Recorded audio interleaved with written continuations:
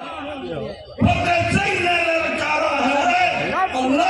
जादव को बुलाया है और सारा भारत हमारा है, सारा भारत हमारा। सर यहाँ खड़ा जी, बीच में सर। जी सर, फ्री होकर। बहुत बहुत धन्यवाद। आदरणीय फतेह बहादुर सर, जिनकी वजह से हम लोग यहाँ पर इकट्ठा हुए हैं, और आज मेरे लिए ये बहुत गौरव की बात है, सम्मान की बात है। बेहद सम्मानित मंच है, बहुत वरिष्ठ लोग बैठे हुए हैं। हमें सभी महिला से आग्रह है, हमें सभी महिलाओं से आग्रह की कामयाबी मंच से कम होती है, मंच के सामने जो लोग बैठे होते हैं उनसे ज्यादा होती है।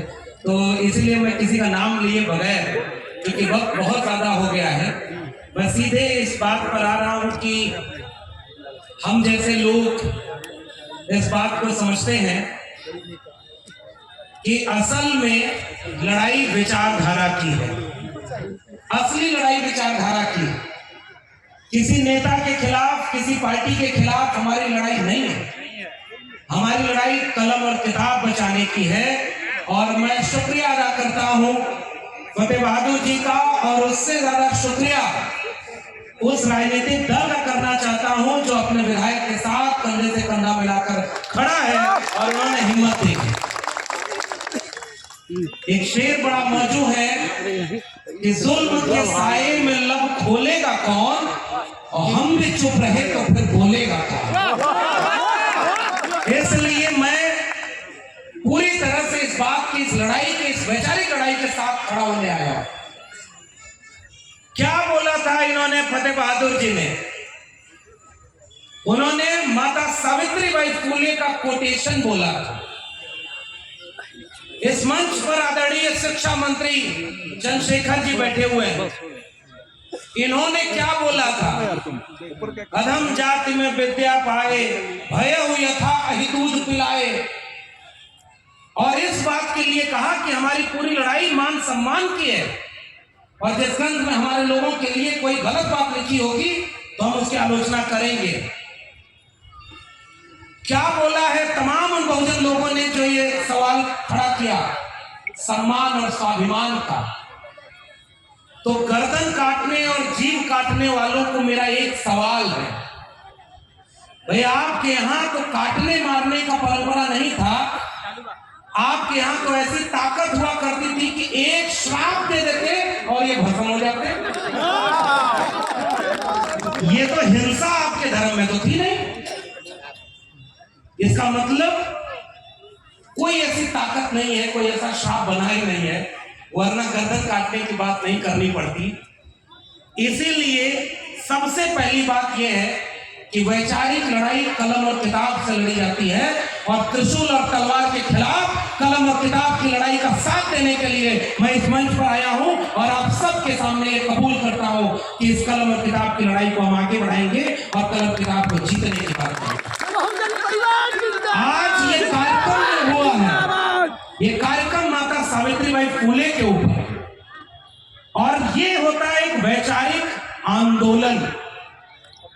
अगर आपको फतेह बहादुर जी की कोई बात गलत लग रही है तो आपको यह कहना चाहिए कि ज्योतिबा फुले और सावित्रीबाई फुले गलत है, नहीं कह सकते।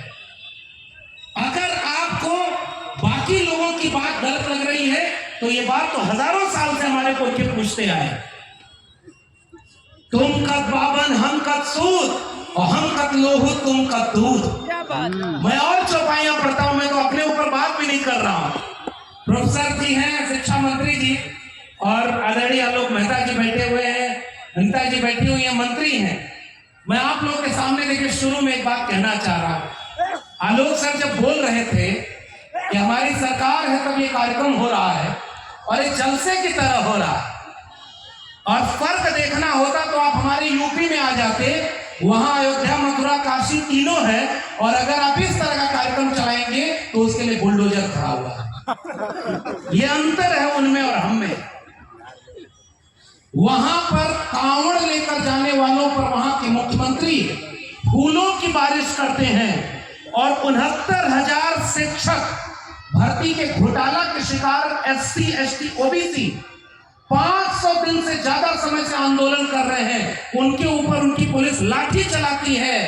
और बिहार एक ऐसा राज्य है जहां तलवार और त्रिशूल के सामने आजादी के बाद पहली बार कोई सरकार ऐसी है जिसने एक साल में 5 लाख लोगों से ज्यादा को सरकारी नौकरी दी। 5 लाख से सरकारी नौकरी ज्यादा दे दी। और अभी तो शिक्षा मंत्री जी बैठे हुए, शायद 13 जनवरी को फिर 1 लाख लोगों को नियुक्ति पत्र बांटा जा रहा है। और ये है वो बिहार की जमीन। इसलिए मुझे लगता है सर, हमारे जैसे लोग जब बिहार आते हैं तो इसकी मिट्टी में आज भी हमें तथागत बुद्ध की तर्कशील प्रज्ञा करुणा की ताकत महसूस होती है। इसलिए हम बिहार से ऊर्जा लेकर जाते हैं। इस बिहार से हम आते हैं तो सम्राट अशोक को याद करते हैं। आज के लोग कहते हैं हम अखंड भारत बनाएंगे, और यहाँ के लोगों को कहते हैं कि अगर आपको इनका मामला कबूल नहीं तो आप पाकिस्तान चले जाइए, बोलते हैं ना। और अखंड भारत में 45 करोड़ मुसलमान बाहर से भारत में आ जाएंगे, उसका क्या करोगे? इसलिए जब बिहार हम आते हैं तो सम्राट अशोक को याद करते हैं। ये इतिहास है आपका। हमारी लड़ाई किसी जाति किसी धर्म के खिलाफ नहीं है। सम्राट अशोक ने जब तलवार उठाई तो वहां मैं गया हूं, उस जगह पर बंगाल में नदी का रंग लाल हो गया था। और जब तलवार रख करके बुद्धिज्म का परचम उठाया, ये पंचशील झंडा पूरी दुनिया में लहराया, उस ताकत का नाम है सम्राट अशोक। और उसकी बात मैं बिहार में जब भी आता हूं तो याद करता हूं। ये बिहार जिंदाबाद, ये बिहार जिंदाबाद मानर कर्पूरी ठाकुर की जमीन है। ये बिहार कर्पूरी ठाकुर की जमीन। इसलिए मैं कहता हूं, इतिहास इसलिए भी याद किया जाना चाहिए सर। मैं उत्तर प्रदेश का रहने वाला हूं, और जिस समय उत्तर प्रदेश में मुख्यमंत्री थे, आओ अगर आपकी भावना आहत होती है इस तरह के बयानों पर, तो प्रोफेसर चंद्रशेखर ने यही सवाल पूछा था कि अगर तुम्हारी किताब में कोई बात लिखी है जिससे हमारी भावना आहत होती है, तो हमारी भावना की कोई कीमत नहीं है क्या? हम अपनी भावना आहत करने वालों के खिलाफ बोलेंगे, और इसका अधिकार हमें भारत का संविधान देता है। संविधान ने इजाजत दी। तो एक इतिहास ये भी याद करिए, और इस बात को आज कहने का वक्त है। उत्तर प्रदेश में मुख्यमंत्री थे राम नरेश यादव, और बिहार में मुख्यमंत्री थे कर्पूरी ठाकुर। एक अहिर बिरादरी के और दूसरे नाई बिरादरी के। दिल्ली के लोग उस इतिहास को याद करिए, उन्होंने क्या कहा कि दिल्ली से चमड़ा भेजा संदेश, और बार बनावे कर्पूरी और भैंस चरावे राम नरेश। ये किसने नारा लगाया था? बड़ जात बतियौला से और छोट जात लतियौला से। ये मुहावरा किसने बनाया था?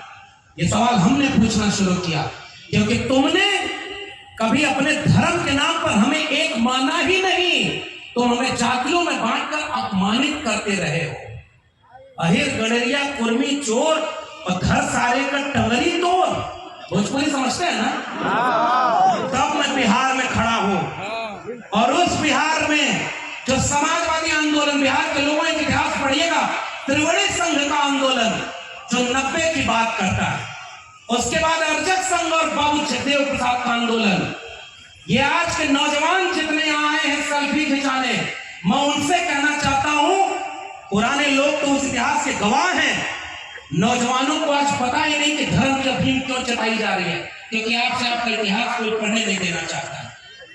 बाबू जगदेव प्रसाद, महामना रामस्वरूप वर्मा, उनके नारे को याद करिएगा, जिसमें समता की चाह नहीं वह बढ़िया इंसान नहीं, समता बिना समाज नहीं, बिन समाज जनराज नहीं, और जो जमीन को जोते बोए वो जमीन का मालिक होए, ये नारा लगा था। और समाजवादी जगह है ये भाई। बिहार के लोगों, आपसे ऊर्जा लेने के लिए मैं इस इतिहास को याद कर रहा हूं। क्या बोला था उन्होंने? 2 बातें हैं मोटी मोटी, हमें चाहिए इज्जत और रोटी। हमारी लड़ाई इज्जत और रोटी की लड़ाई थी। जितने लोगों ने ये लड़ाई लड़ी है वो इज्जत और रोटी की लड़ाई। तो समाजवाद का नारा था, मिटे गरीबी और अमीरी, मिटे चाकरी और मजबूरी, रोटी कपड़ा सस्ती हो और दवा पढ़ाई मुफ्ती हो। वो नारा जब आगे बढ़ा, उन्होंने क्या लिखा उस नारे में?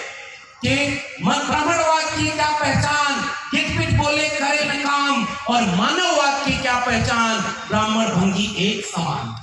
ये नारा था और उस नारे को डॉक्टर राम मनोहर लोहिया ने आगे बढ़ाया। इस पूरे नारे में कहीं आपको हिंसा नजर आ रही है क्या? किसी के खिलाफ गाली नजर आ रही है क्या?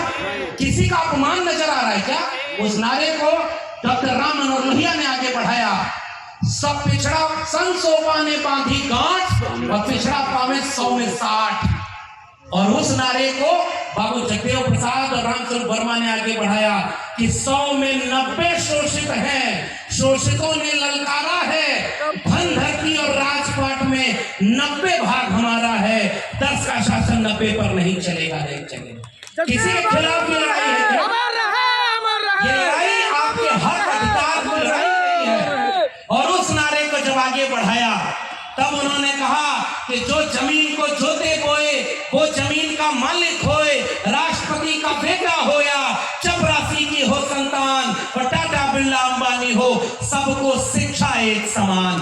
सबको शिक्षा सबको काम, वरना होगी नींद हराम। शिक्षा पर जो खर्चा हो बजट का 10वां हिस्सा हो, और सबको शिक्षा दे न सके जो, वो सरकार निकम्मी है। और जो सरकार निकम्मी है वो सरकार बदलनी है। ये हमारी लड़ाई है, शिक्षा की कलम और किताब की लड़ाई है। और मैं याद करता हूं, मैं 3 मंत्री जिस मंच पर बैठे हो, मैं सच बताऊं, उदय जी बैठे हुए हैं, विधायक जी बैठे हुए हैं, बहुत सारे लोग।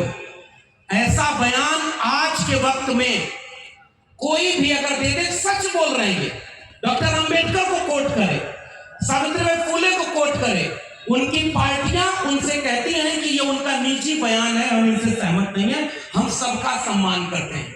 और आपके नेता, मैं याद करता हूं, मैं इतिहास याद कर रहा हूं अपने लिए, और मेरे जरिए ये बात जहां तक जाएगी, राष्ट्रीय जनता दल के लोग बैठे हुए हैं, ये बात कहने में अगर संकोच भी करेंगे तो अपने इतिहास को हम जैसे लोग याद करेंगे।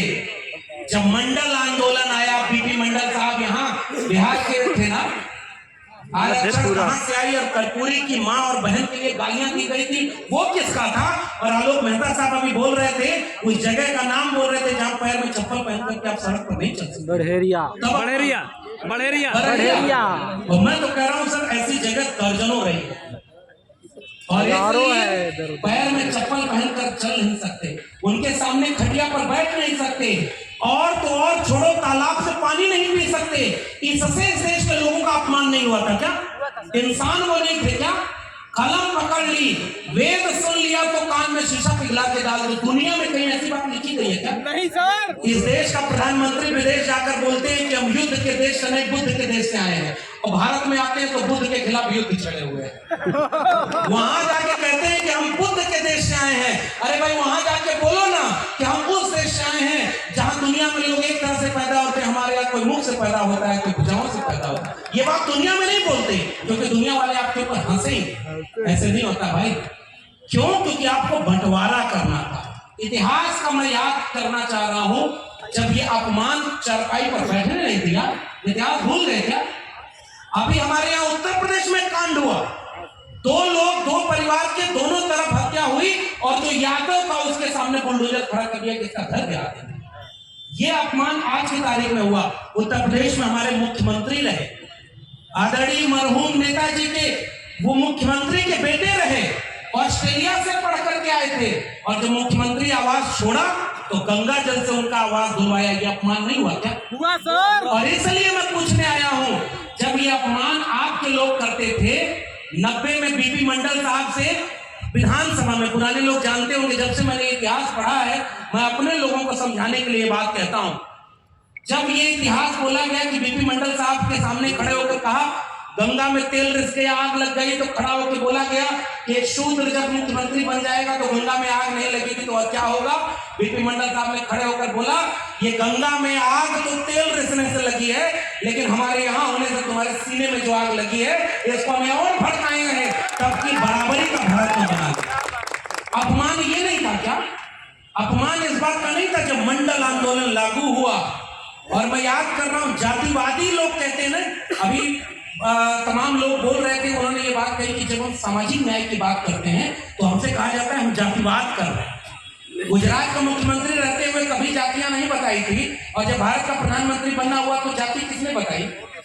नाम जान रहे ना, मैं इस वैशाली मन से किसी नेता का नाम नरेंद्र मोदी। नहीं, नाम लेने की जरूरत थी क्या? कुछ लोग पनौती भी बोल रहे हैं, लेकिन हम तो नाम नहीं लेंगे, हम तो अपनी वैचारिक बात कह रहे हैं। जाति आपसे किसी ने पूछी थी? मैं ओबीसी मां का बेटा हूं, किसने बताया? राष्ट्रपति बनाया तो जाति किसने बताया? किसी ने प्रेस कॉन्फ्रेंस करके जाति बताई ना? जब उन्होंने अब की राष्ट्रपति बनाया तो बताया कि हम पहली बार एक आदिवासी महिला को राष्ट्रपति बना रहे हैं। और जब बिहार के लोगों ने कहा कि अब जाति जनगणना होगी, तो वही कह रहे हैं जातियां तो होती ही नहीं है, केवल गरीब, अमीर, किसान, नौजवान यही जाति है। अब आप अपने इतिहास पर आइए। मंडल आंदोलन लागू हुआ तो मंडल के खिलाफ में कमंडल लेकर निकलने वाले लोग कौन थे? अब मैं आपके इतिहास पर आ रहा हूं। मुझे भी पता है उत्तर प्रदेश बिहार का एक रिश्ता है समाजवाद का, सामाजिक न्याय का। तो जैसे शिव चर्चा आपके यहाँ हो रही है, वैसे ही शिव चर्चा हमारे यहाँ भी हो रही है। यहाँ इतनी महिलाएं बैठी हैं, और मैं फिर से बधाई दूंगा फतेह बहादुर जी को। माता सावित्रीबाई फुले का ये कार्यक्रम मंच पर बैठे हम तमाम बड़े लोगों से नहीं, इतनी महिलाएं जो इतनी तादाद में इतने देर से बैठी हैं, इनकी वजह से कामयाब हुआ। इसलिए इनके लिए ताली बजाना चाहिए। ज्योतिबा फुले, सावित्रीबाई फुले तब तक बराबर नहीं बनते जब तक उन्होंने कलम हाथ में नहीं ली होती। ज्योतिबा फुले को पिता ने घर से निकालने के लिए कहा कि तुम्हें अपना स्कूल चुनना है या अपना घर चुनना है। ज्योतिबा फुले ने अपना घर चुना था। क्या आप लोग भी जरा जोर से बताइए? अपना स्कूल चुना था ना।